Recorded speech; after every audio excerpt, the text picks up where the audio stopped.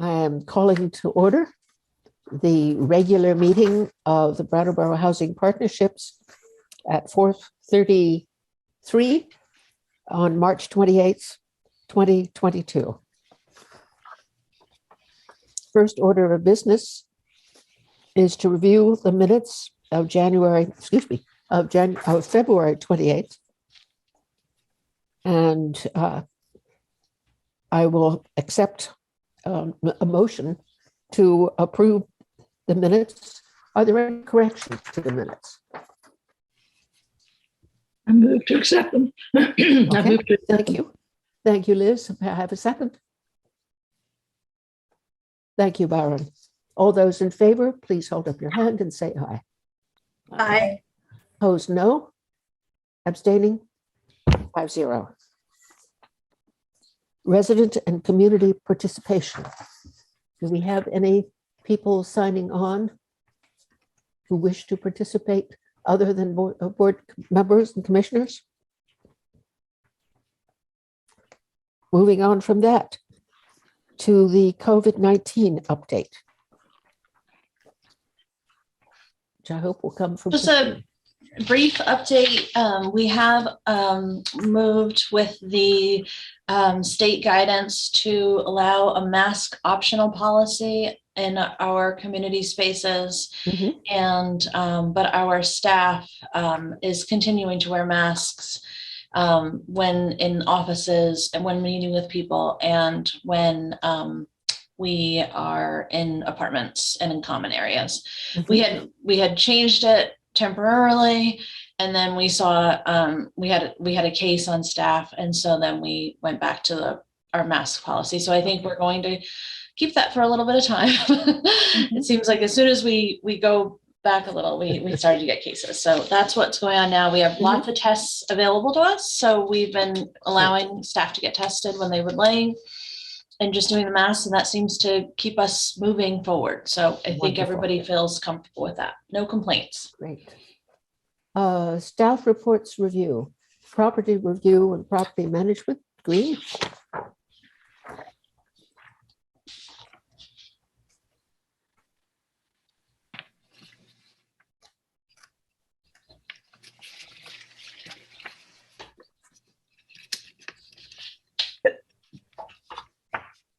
Christine, regarding the pending payments, just what exactly does that mean, pending payments? We know that the money's coming, or it's just money owed and we don't have an actual. Well, that means it's funding that's already been approved through the Vermont Rental Assistance Program, the Emergency Rental Assistance Program. So it's already been approved. We just haven't received it yet, but it's in queue to be sent our way. Are there any residents who would be eligible who have not yet applied for the Vermont Emergency Rental Assistance Programs? I think that we have one particular household that has not applied, and that we have gone to legal at this point after trying to get them apply for some time. Mhm. And I believe they're now working with legal aid. So we'll see where that goes. We have had some people use up the amount. And so we are now seeing some people who no longer qualify and who are falling behind again. SEVCA has written letters to everyone that they've worked with. We have reached out to SEVCA to support people in applying, and they've done an excellent job, a really, really wonderful job. And I did see a draft of a letter they are sending participants to let them know when they will, basically use up their allotment. Are there any plans for how to respond once the allotment is used up and there's still rent outstanding or We have accruing? We're continuing to give people resources in the community. We're continuing to follow up with people as soon as they are falling behind. We won't have a lot of options except to move towards eviction for non-payment. We don't have the option of allowing people to be in the rears after that point. Well, this was my assumption, but I needed to hear clearly what was happening on that. Any more comments on this report? No, that's good. Okay. The Resident Wellness and Services Managers Report. Lorelei Morissette.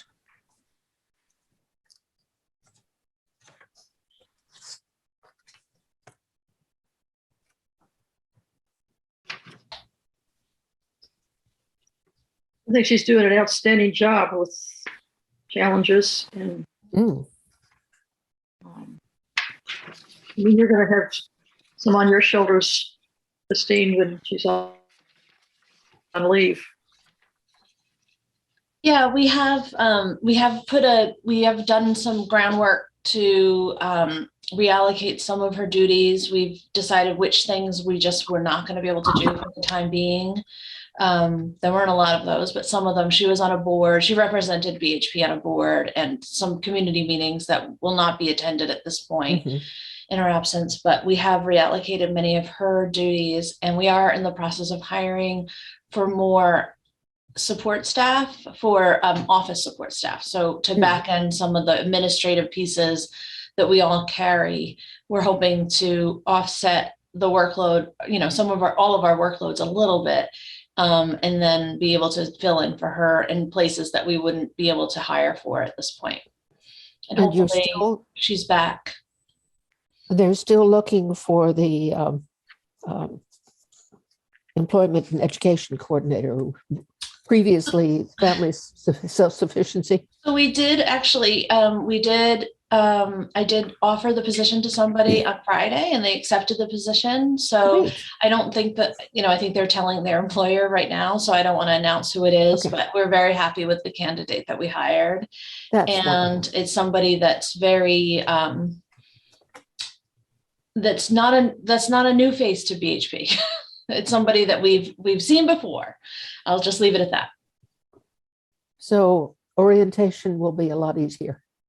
I think so, although things have really changed in the last few years. So there's a lot more going on with the wellness and services team since this person, but I think that I think it's going to be a great fit. It's going to be a good job for them. And we're excited to have them start up. And SASH? SASH is doing great. We are hoping to get an additional funding for a half panel. And we've been told that we're going to receive that funding in the early summer.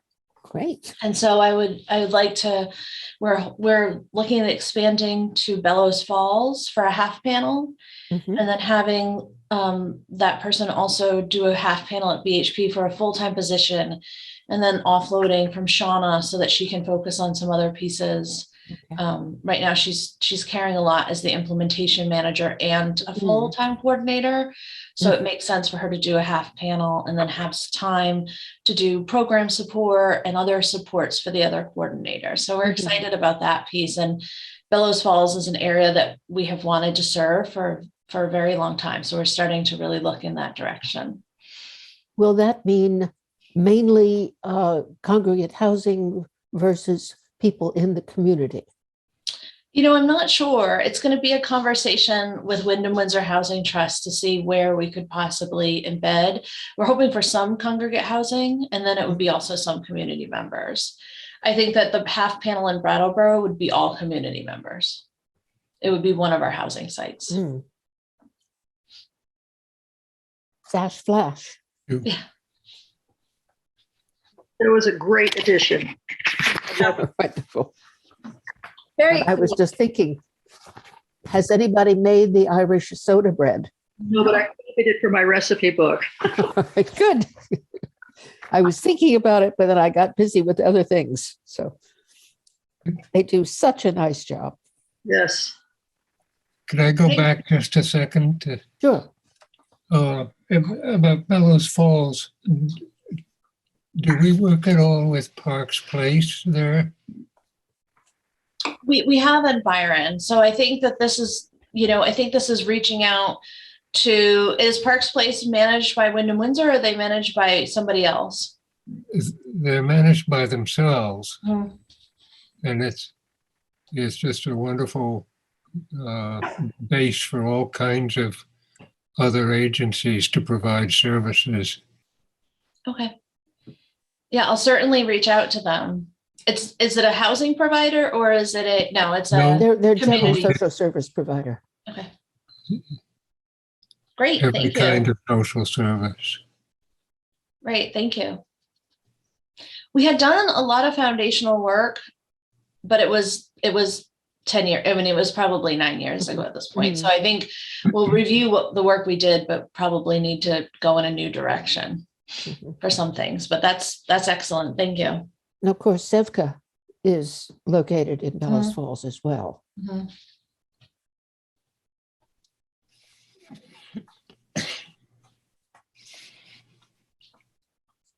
The Bone Builders introductory class I think coming that's up. great. It really is. I think people are really looking forward to it. It was a class that people really, really enjoy. Wonderful. I take a bone builders class and it's made all the difference. Mm.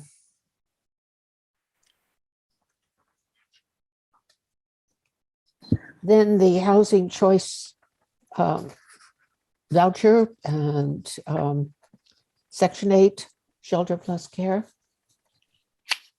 Transitions to housing. For those who are color coded, it's orange.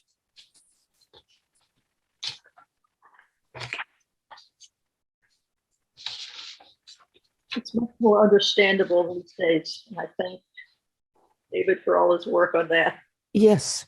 Well, David's Lunch and Learn, although I've been doing this for quite some time, it reminded me of things that I had either forgotten or were new since I learned the other parts of it. So it was really helpful. Yeah.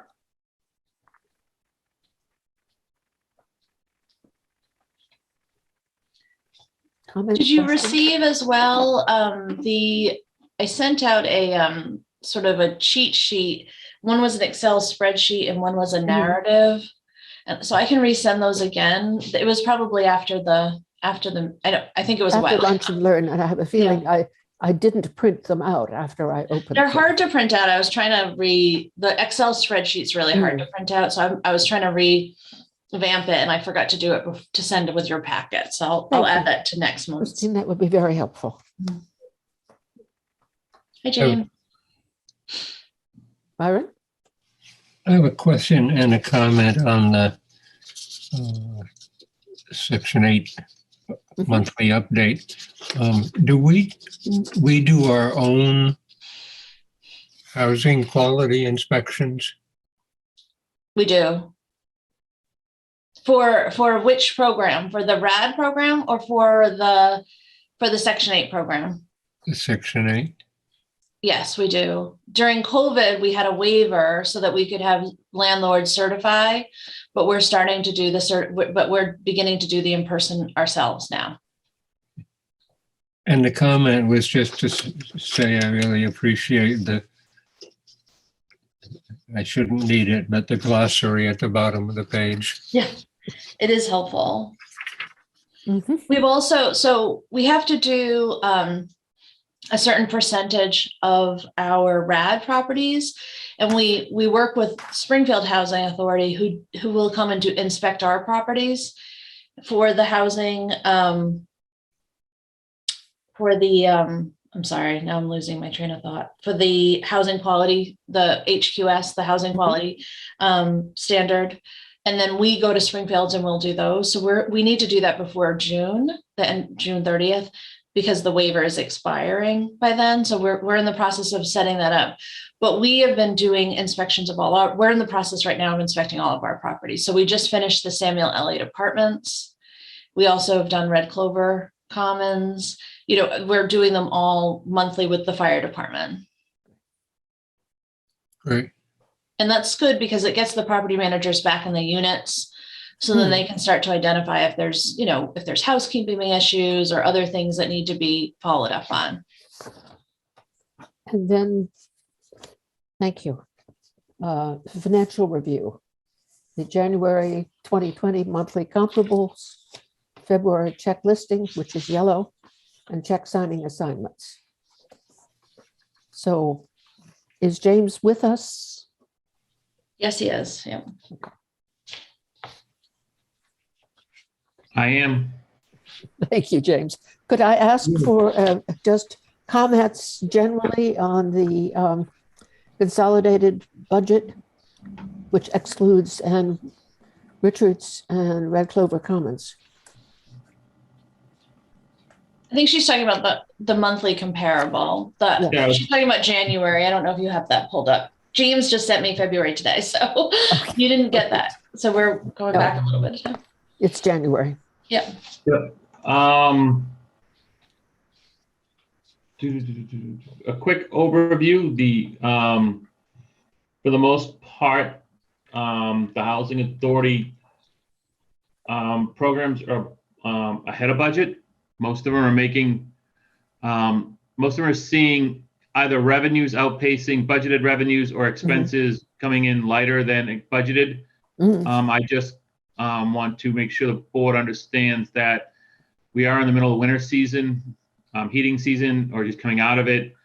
And some of these numbers may swing heavily when it comes to utilities based on year-end accruals and stuff like that. So we are ahead a lot, specifically in the utility area, about $50,000 or $60,000. But I would say we probably won't end up there when it's all said and done.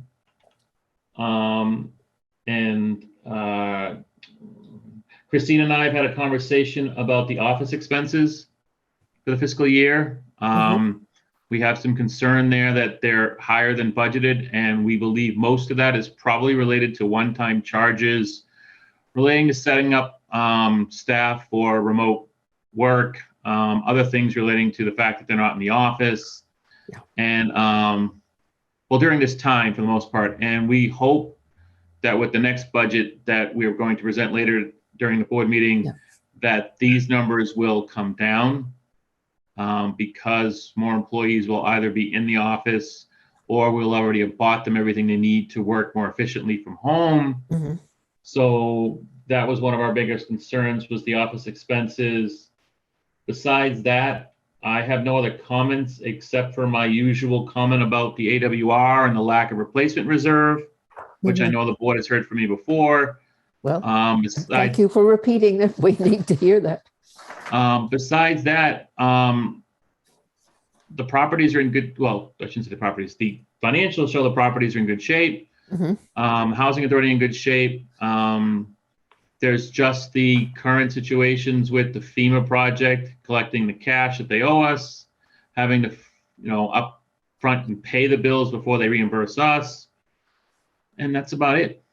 I was noticing on this facing page, or the top page of the consolidated budget, where the debt service seemed to be higher than what was allowed for at the bottom of the 17,000. Yeah, I didn't budget last year for debt, so there was nothing to compare this to. Okay. Most of this is related to the trucks that Christine and the maintenance department have leased for the maintenance work. I apologize for that. That never made the budget. I believe it's in this year's budget. Let me check. The budget I'm going to present later. I believe it is. Actually, it is not. Again, the only debt I have in the budget that the board will see will be the 3 tax credit properties. So I apologize. You can expect to see that you'll probably pay, this number will probably be about $20,000 every year. And it relates to the 3 trucks. I apologize. It's not in the budget, but yes, that number is going to be like that for the next 3 years, Christine? Are they 3-year leases? Yeah. Given what cars and trucks are I don't costing. know. I don't think that, James, that they were leases.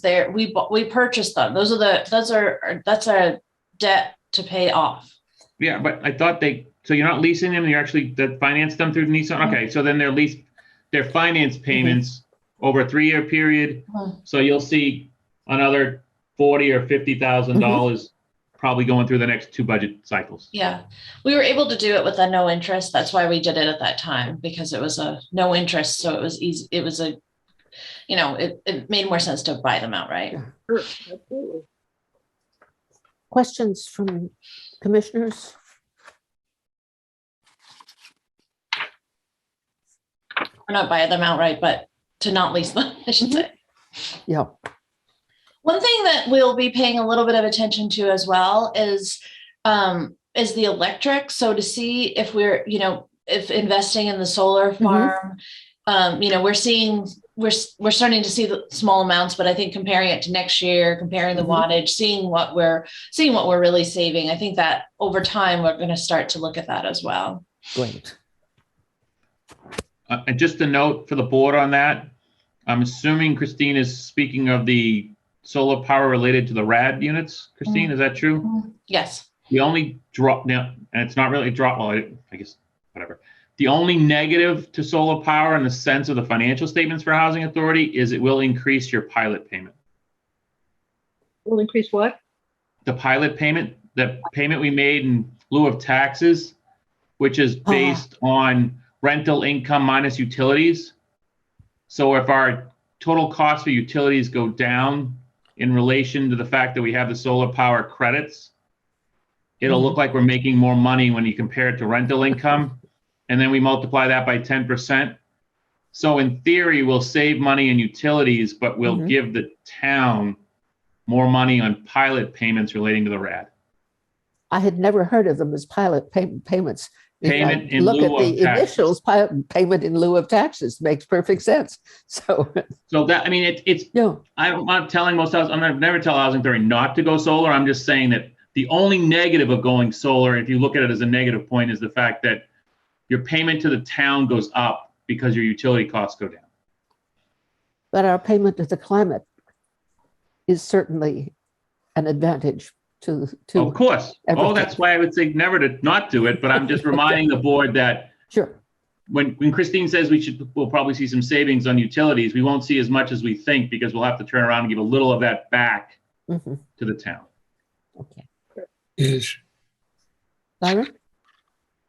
our payment to the town in lieu of taxes, is that based on it sounds like that's based on a formula. It's not. It is for your old public housing units. So for Moore Court, Hayes, Ledgewood? what is it? I'm sorry, I always forget the names of them all. Hayesport and Ledgewood. Ledgewood. And then I call it C, but it's Samuel Elliott Apartments. Those 4 projects pay pilot based on rental income less utilities times 10%. Your tax properties, AWR, RCC, and RCC2, I believe, are just being taxed at some residential rate or whatever whatever the town, and we pay then, which is definitely more than the 10% calculation, but that's the way it is done. Okay. In my experience, that's always been a negotiated figure, but it sounds like it's not here. The 10% for the 4 projects, no, that was the old HUD agreement that most housing authorities had with their local municipalities. It was an agreement that was signed probably when you built the buildings way back in whatever, 19, whatever. And that was the calculation that's always been used since. There are some towns that have had other agreements with, there are some housing authorities who had other agreements with towns. They've changed them. They've altered them. I know 1 or 2 towns in Massachusetts that don't pay pilot. The town said they don't have to, but the usual calculation for the old public housing units is 10% of net income. The other properties, like I said, your tax credit properties, I believe you're just paying the straight property tax on those buildings based on the assessed value. Those are where you may want to reach out to the town. I think we've had this conversation before and see if there's something we can do there. I think that so I think it's a bigger conversation with Evernorth and our funding sources as well, because there's a lot of different funding sources that are tied into those tax credit properties.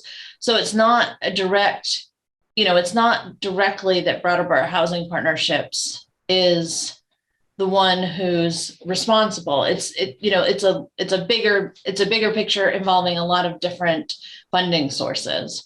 And so when those calculations are created, it's not just a negotiation with Brattleboro Housing Partnerships. It's a negotiation with other organizations throughout the state who have funded these tax credit properties. Correct. They might want the expense for other, I mean, it's, a lot of these investors want a profit and loss statement that show losses because that's why they got into them. So if you go and try to cut some expenses out, they may not appreciate it. It's good to know that. Okay. Any more questions on the monthly comparables financial review? And the yellow summary check listing from February 1st. You'll probably notice that there are several payments to a tree care. It wasn't tree care that we were doing. That's just our plowing company that has the same name. Just we're not getting a lot of tree work in the middle of winter. It's mostly it's plowing. Okay. It hasn't been that bad a winter for us. It hasn't. It's been a little icy. We've had a lot of rainy, icy weather, which has probably created a lot of man hours like on foot. But you're right. We haven't had the big piles of snow that we've had before. That we've had to move around the city. A year when we thought at the end of February we're doing pretty well financially, and then there was March. We lucked out. We've lucked out the last 2 years. Good. Knock on wood. Any comments on check listings?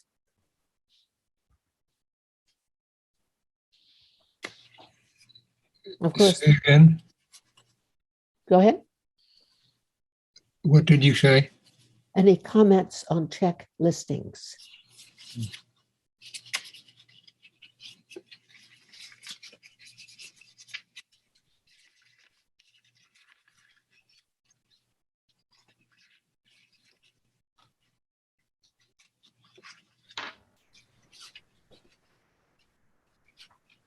I was going to comment that some of the very large checks, like $129,486.15, was to the Zaluzny excavating, which is part of the work being done at Melrose.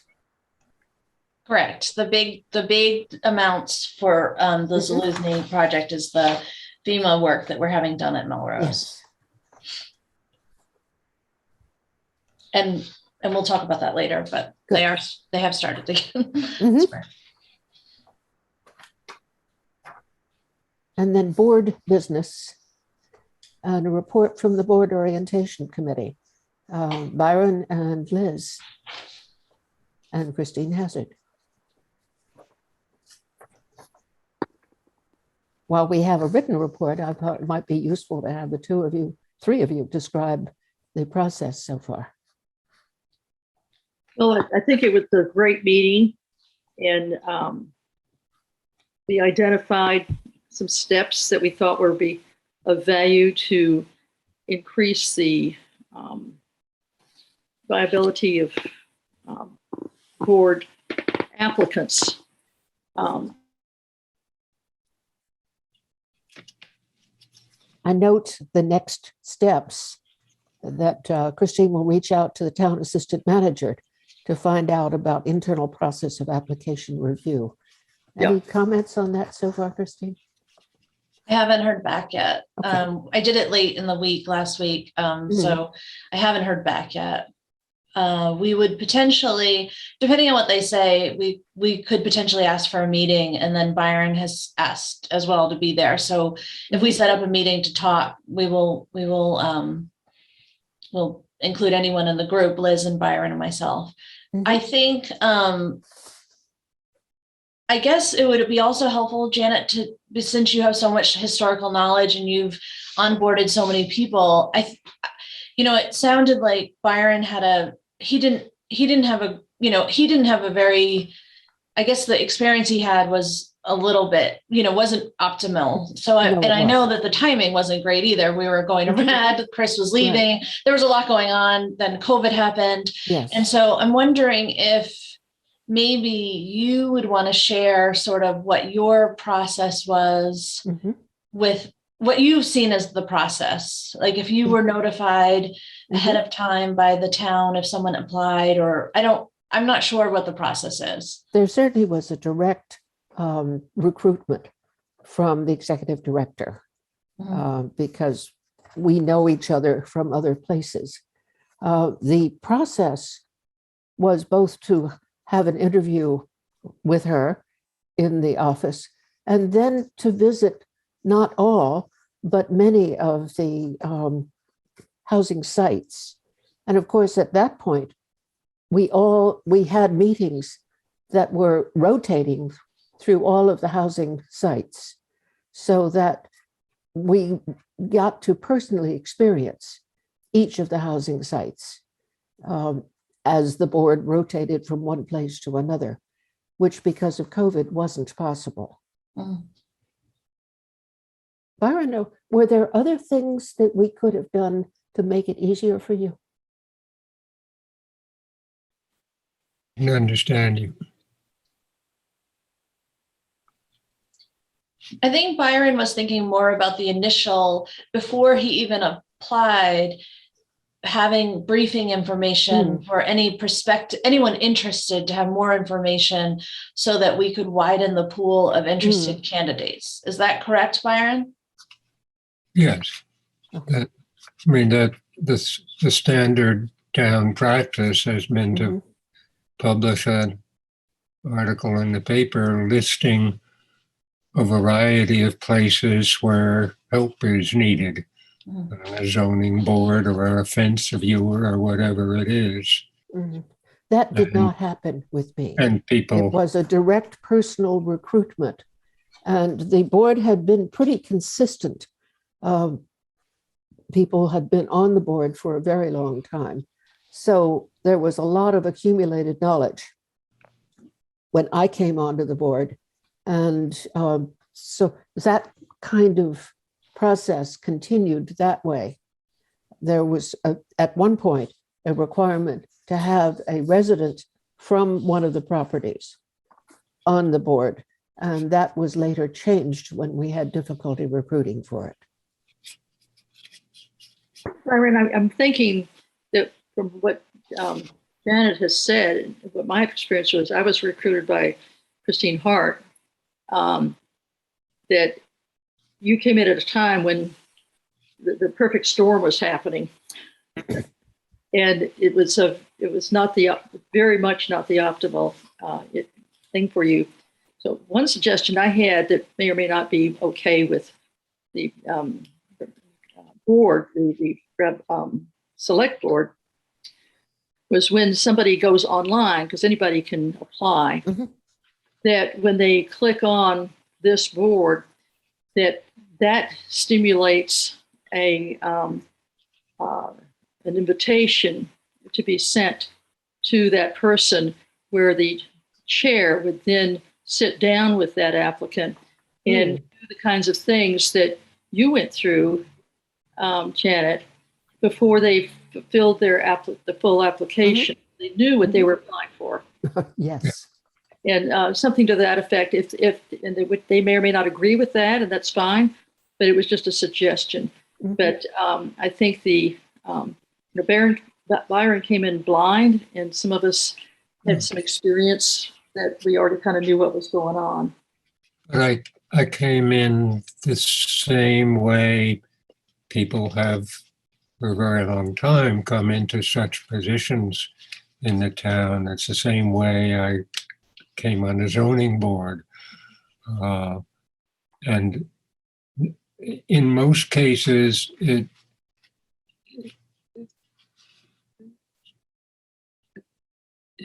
has worked okay because those are usually in town, positions in town entities, where it becomes less appropriate, the simple, usual way is where you're dealing with a semi-autonomous agency like us or like the town library, which has its own board. I mean, they recruit people for positions, volunteer positions with Parks and Recreation in a very simple way, and there is no board there. But where So it seems that then Christine's plan to consult the assistant town assistant manager to work out protocol Right, is a very good choice. absolutely. and we will do a much fuller report at the next meeting. Thank you. The Brattleboro Housing Opportunities, Inc. update. Yeah, so Christine and I have met twice in the last 2 weeks. Wonderful. She provided me with all the history and the budgets of the previous BOHI board. And we came up with like a list of characteristics that we would like in a board and our board members of this nonprofit committee. So we decided that a must is a resident representative. We really would like to have a resident be on our board. And then another is a desire would be someone with developmental experience, with housing development experience. And then two, one would be Board of Commissioners, so as I would be on the board. Right. And then the other would be a staff representative, which for now will be Christine. We have identified someone else, but for now, Christine will be in that place. And we'd like someone with a lot of community ties to help us come up with cultural and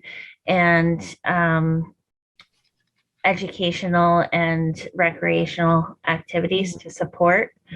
And also someone with maybe grant writing experience. That would be a really big ask for us. A really big connection with the nonprofit entities in town. Exactly. So we've identified a few people that we'd like to reach out to possibly, but we would also like recommendations from you all. And yeah, did I miss anything, Christine? Oh, I think that you did a great job. Thank you. I think we're just trying to compile sort of like a one pager to give to people so they have a basic understanding of what this is and how it's tied to Brattleboro housing. And to be honest, it took Elisha and I a little bit of time to tease that out ourselves. I didn't have a lot of experience in it, so it took us a little bit of time to dive in, but I think it was really helpful for me to work with Elisha and then figure out what questions we had, which I can go back to Chris Hart and Jeanette White, who really worked a lot on this, and ask them, because there's a couple of things that we're just not sure of. But I think once we get that one pager down, then we'll be in a better position to go forward. And we are in the process of applying for insurance for it, because as we start to apply for grant funding, it really seems like that organization, while it's an instrument of Brattleboro housing, it's not really thoroughly covered under our comprehensive insurance policy. And when you're asking someone to be a board member, it's important to cover them by insurance. Absolutely. Yeah. Great. Thank you, Elisha. Projects in progress. That's a challenging title. Okay. So just to give you an update, I don't have a ton of information, but other than to say that it's spring. So we've started working again at Melrose, and they've really kicked off quickly. So I think they're working really hard to get this going. And so if you come to Melrose, just be aware that it's a changing landscape every day. And so we're looking to, you might have to come in the back way or park in a different place than normal. Once we know more information about when the road work will start, we'll be communicating that with the neighbors who have been really patient with us. So I appreciate that. But we are going forward with that at this point. And then, sorry, got all my papers. Was there an additional, let me see. Well, I was just going to ask about the, when they envisioned closing the bridge. We don't know yet. I For asked how for a long? timeline last week. And so they gave me like a very short timeline of just this week, which is basically they needed to shut down part of not the road that affects anybody else, but that part that comes right into our parking lot.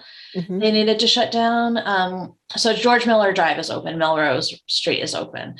And we're looking for a timeline to know when we'll be closing down so that we can communicate that to residents. So I will let you know that. We haven't received that yet. The engineer was on property today. And so usually her report will come to me usually within 48 hours. Great. Comments, questions from board members? Then the next one on the agenda is the VHCB application. Yes, we are. Probably need to translate those initials. Now I'm gonna Vermont have to Housing. Coalition Board. I'm gonna have to look it up really quickly. While I'm doing that, I'm terrible with acronyms under pressure. So we are applying for grant funding to hold on, Vermont Housing and Conservation Board. Thank you. Thanks. So we're applying for a small grant, I think around $20,000 to get some funding to create a roadmap or to do some real foundational work for what to do next with Melrose and potentially the other two projects to just start looking at bringing someone in to look at the development of those projects and to help us sort of just give us a roadmap of where we can go, what the possibilities are, what funding sources we could apply for. And I think that that's really the first step in looking at any of these properties. And SASH For All. So great news. SASH For All is a expansion of the SASH program, Support and Services at Home program. Mhm. That would be expanded to people that are not on Medicare. So it would be for everyone else who would potentially be strictly Medicaid. Mhm. And this pilot project will serve our two family sites, Ledgewood Heights and Moore Court. This is something that we have been wanting for, I would say, about 5 years. And so this earmark was through Bernie Sanders. It will be a 1-year pilot project. We will be hosting a coordinator, a mental health clinician, and a nurse, as will Wyndham Windsor Housing Trust. And we're in the process of applying for an additional 2 years so that it continues.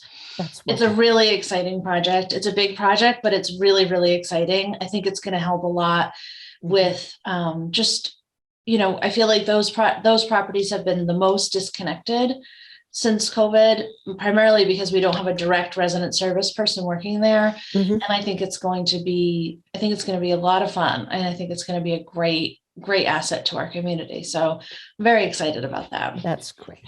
A lot of work. Any more Okay. comments, questions for Christine?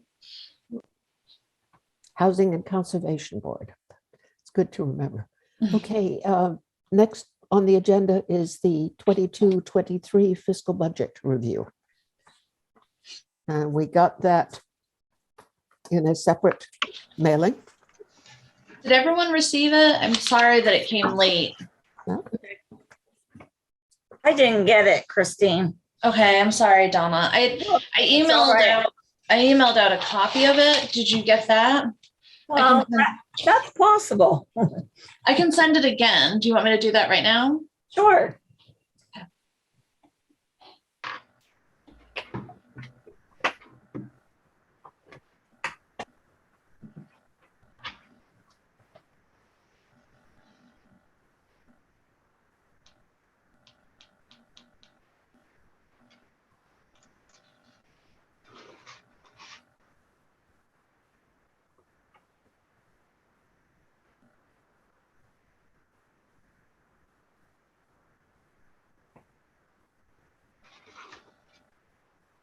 Anyone else need it?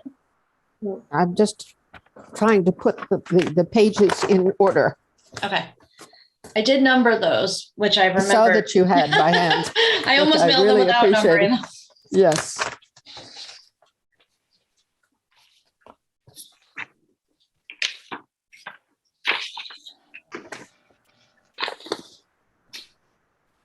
I've got it. Thank you. Great.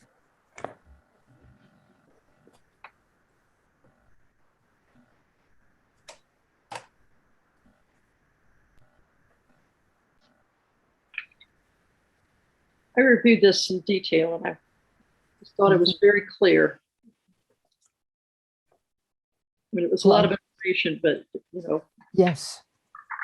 And I was remarking on the 521, almost $522,000 difference between fiscal year 22 and fiscal year 23 in the total revenues. I guess I'm curious why we have $500,000 more in revenues in fiscal 2023. That's a perfect place to start. I was going to mention that to the board to start off. Mhm. Remember now that this budget, unlike last year's budget, has Red Clover Commons 2. Ah, thank you. That makes So if you perfect look sense. at the 1, 2, 3, 4, 5, 6, 7, 8th column over, Mhm. you'll see Red Clover Commons 2 Right. with the revenue of $184,000. So of the 521, if you back off the 184 that didn't exist last year, the difference is 337.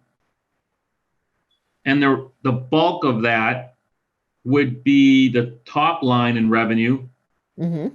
Now that we're exiting COVID, I guess is the way to look at it, or supposedly exiting COVID, or however you want to, the CARES Act funding is all gone. Ah, The charges to tenants based on current rental income information, they're paying more because they have more, or because the allowances that they were given during CARES Act have now gone, and therefore they have to pay. It's just it's a combination of a few things.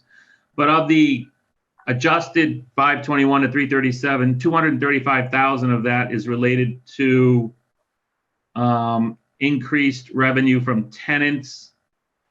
Then there's also a quick, there's $86,000 more in HUD funding. And this is actually a fault of HUD, which we're going to benefit from.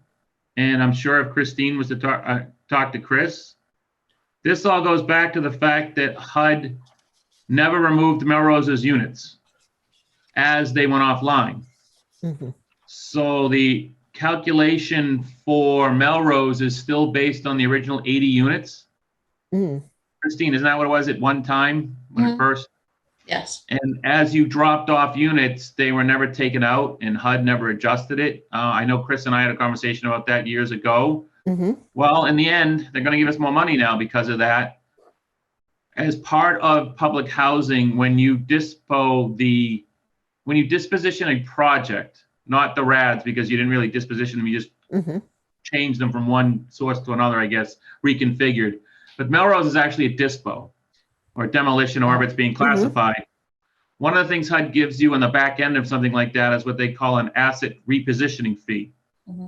With the idea being that for the next 2 years or 3, depending on how HUD classified it, they're going to give you HUD funding for what they would say are the necessary needs of weaning you off public housing.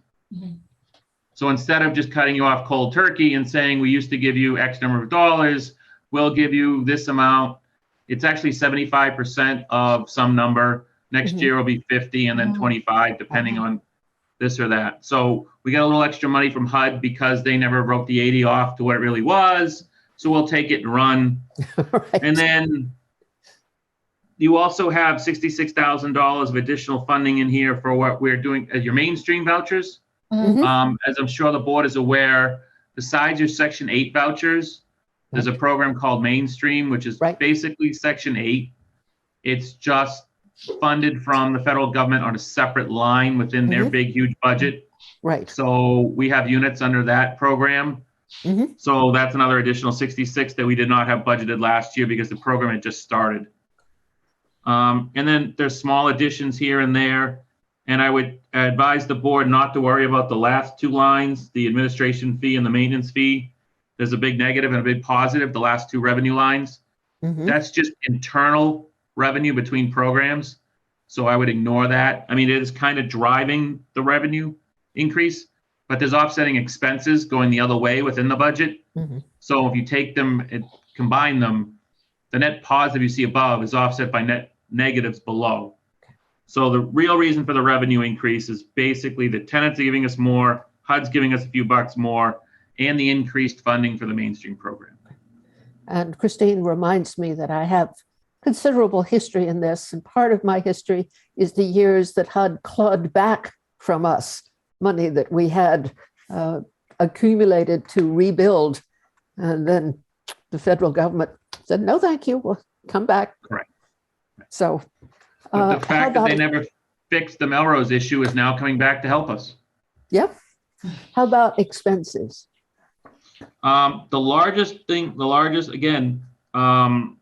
The largest changes from last year to this year, which I know you're going to talk to Christine about, is administrative salaries. Mhm. And then there's the SOAR conversation. Other administrative expenses are about $50,000 higher than last year. Buried within that number, the actual number is 48,677 if someone's looking for it on the budget. Mhm. It's right above total admin expenses, 2 lines up. What page are you That on? number, I'm sorry? What page are you on? Still the first page. I haven't left the first page. I'm Okay. sorry. Trying to keep up. Yep. Like I said, I spoke about administrative salaries. That's the first expense line. Mhm. And then 7 lines down, there's another change of 48,677 for other Mhm. administrative expenses. Yes. Liz, you all set? I'm looking for the 48. VHP management on the first column. The Got it. lines Okay. aren't numbered, but You got it? I got it. Okay. That's another large increase from last year. And again, we think that relates to one-time charges for computer equipment, phones, internet, setting up the remote offices for some staff. Sure. So when I do a budget, I base it on current spending habits. Mhm. So what Chris and I are both kind of hoping for is that this number is over budgeted, that the housing authority will come in under this number, and the board should expect to come in under this number Mhm. unless something changes. But I'd rather you see the number that we're spending at currently than to give you a number that I think we may end up at. And if we end up below it, that's where I expect us to be. Right. For the most part, tenant services reflect a small increase. That relates to some of the conversation Chris had with the board earlier about new program, additional grant dollars. Utilities, for the most part, are up slightly. Again, that includes the fact that we've added Red Commons 2, Mhm. and there is some increases in there based on current spending. Here, we may end up being over budget, just because I don't know how long the current situation with utilities are going to last, whether it's fuel or gas or electric. Again, I don't like to take into consideration the current. Some people budget based on the current environment. I prefer to do it on historical values over the years, Mhm. and then just explain to the board the reason we're over budget is because of the current economy. And then what you'll see next is maintenance. Maintenance is a large increase over the prior year, and that is because now that Melrose is gone, the office is now having to be supported by all the other projects and anything related to Melrose and anything that we still own. So we're charging RADs and all those for their fair share related to the operation of the office. Okay. And we have a lot of expenses relating to the office in terms of utilities. We buy general maintenance equipment that we use at all 5, 6, 7, 8 properties. Then there's some contract costs to keep the office up and running. So what I did notice when Chris and I discussed was maintenance costs are up from prior year, which may not be a bad thing. It's probably a result of the fact that over the last 18 months, we did no maintenance because of the COVID and staying away from the buildings. And now we're actually going back into the building, seeing what needs to be done and incurring costs. That plus, as we were well aware, the cost of things is significantly higher than it has been in the past. In a previous board discussion, we recognized that maintenance salaries needed to be greater in order to attract people with skills who might stay. Correct. And so part of the increase in the cost of maintenance was to allow for that. And that's also some of the argument, not argument, I shouldn't say it, but that's some of the same thought process we took when it came to the administrative salaries also. And we'll be talking So- about Yeah. more administrative salaries in the executive session. Of course. If there are no questions from the board on page 1, I will just flip to page 2 or Okay. backside in mine. Well, here's page 2. Yep, that's page 2. So the only remaining expenses on here are insurance, slight increase, which I'm sure the board as well understands. There's the pilot increase that we discussed that incorporates the new building plus the savings on the increased revenue, which will drive up the pilot cost. Yeah. Employee benefits are basically a slight increase, just based on the way costs run.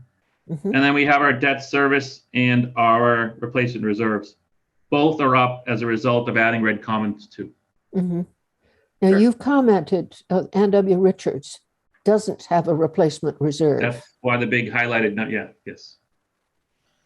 That the black. Yep. Okay. That again is just to remind the board that my concern with AW Richards is if something happens, there's nothing We are there. self-insured. Yes. Well, it's not self-insured in the sense that if the roof blows off, not that I expect it to, there's no money in AWR to replace the roof. That's what a replacement reserve is. That's what a replacement reserve is supposed to do. It's supposed to set aside operating funds on a monthly basis, a small amount from cash flow into a reserve. So in the future, when we have to do some major capital needs, we have funds. And unfortunately, over the last 8 or 9 years, I don't know how many years AW has been running, we haven't done that. And that's because we don't. 12 years. So we are going to be able to refinance it. So the tax credit on it is going to expire in the next 2 years. We are starting the process, and not to cut off James because everything he's saying is valid, and it was helpful for me. That was something I needed to learn when I came on as the ED. I wasn't aware of this piece at all. So we are in the process of talking to the owner, Evernorth, about, what they are very aware. They see the budget and they see our reports every, quarterly. They are aware that we are not able to put any reserves into the account. And so they're as concerned as we are because they own the building and they own a larger majority of the building. And so we are in the process of starting to have these conversations, not only about the heating system, but also about the roof and some other major repairs that need to be taken care of. And we will need to reapply for additional financing at some point once the tax credits expire, which I believe is I'm trying to think. So I believe that would be in 2 years because the building came online in 2009 and it's a 15-year tax credit. Check on that, Christine. It's usually a 15-year compliance period, but the date of the compliance period sometimes is in their agreement. It says the compliance period will become effective on a date such as day of occupancy or. Oh, okay. So all I'm saying is even if the building was finished or completed, you know what I'm saying to you, that somewhere in the agreement, I've seen it where they say, well, technically, no, the compliance period didn't start until this day. So then it's 15 years from that day. But I would assume based on your conversation and what we know, yes, I would assume within the next 24 to 30 months or so, AWR would be out of the regulatory agreement. Now, I've been busy talking. How about questions, thoughts, comments from other commissioners? So I'm just learning lots. and I don't want to bore the board, but the rest of the pages that Christine sent you are just sub-schedules to support the numbers that we've just gone over. So I don't want to waste your time and go through them all, but if there's anyone that anyone would like to discuss, that's why Christine gave them to you. They're all backup schedules for the first 2 pages that we just discussed. Good.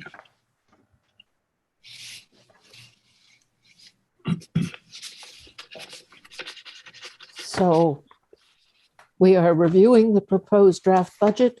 I have opened it for public remarks or questions. If all of the public remarks have been made, I am ready to hear a potential motion to enter executive session. I so motion. Thank you. Second? I'll second it. Thank you, Donna. All those in favor, please say aye. Okay. Nobody opposed, nobody abstaining. I will declare.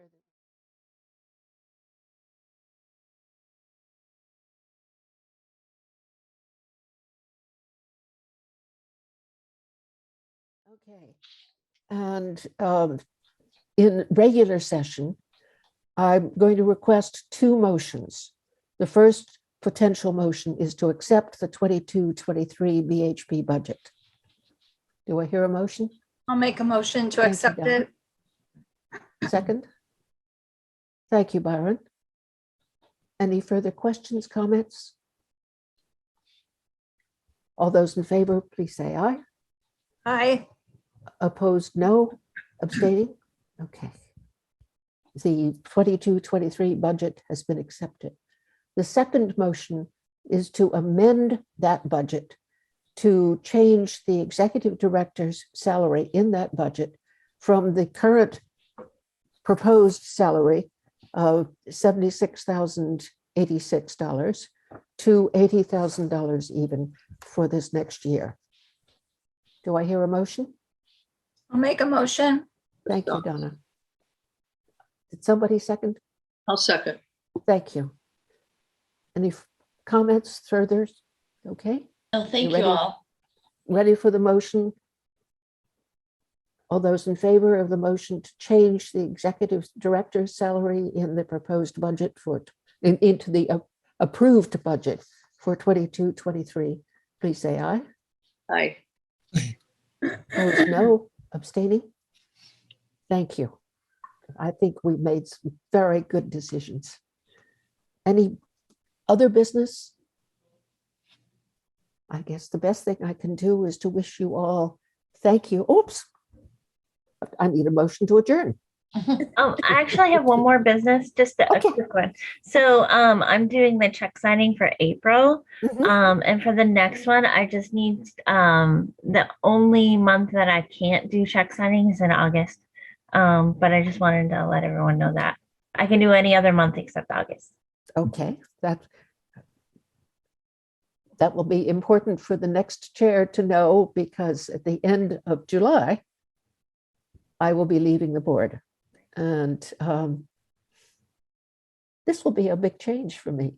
So that's why I'm signing checks in May. So Be a big working with change you for all has been us. such an, excuse me, Byron, what were you saying? It'll be a very big change for us. I think you all are very thoughtful, more and more informed people, and will do a good job. But I'm going to be signing in May, so we will keep August for somebody else, for Elisha. We are, I think we're adjourned. Okay. Motion, yeah, well, you'll need a motion for adjourn. Did we I already thought do we that? had, You did. Okay.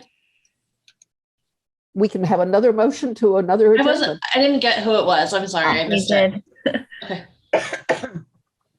Okay, Well, I am motion to adjourn. Okay. Thank you. thank you, Elisha.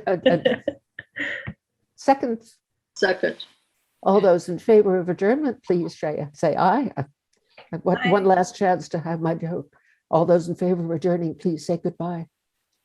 Goodbye. Thank you. Thank you, everybody. Bye. Bye.